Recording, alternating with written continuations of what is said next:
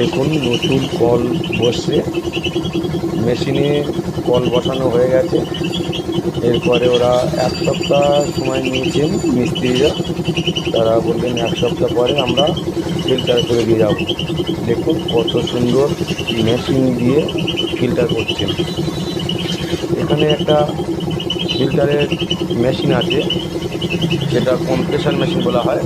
সেই compressor machine থেকে pipe এসে কলের মধ্যে ওরা দিয়েছে। এরপরে দেখুন সেখানে মেশিন চলছে, হাওয়ার মাধ্যমে কীভাবে কল ফিল্টার করা হচ্ছে।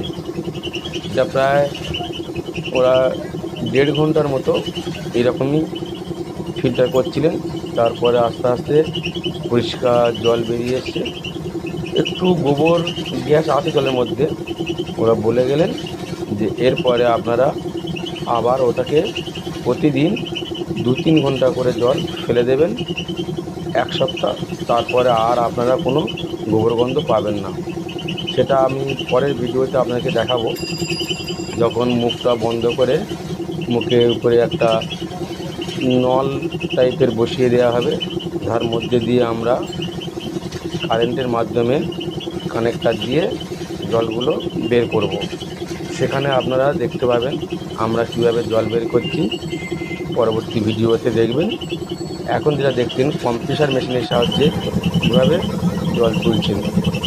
এত সুন্দর, এত সহজ হয়ে গেছে এখন। আপনারা বাড়িতে যদি আপনাদের 3.5 ফুট বাই 3.5 ফুট কোনো জায়গা থাকে, সেখানেও বসাতে পারবেন কল।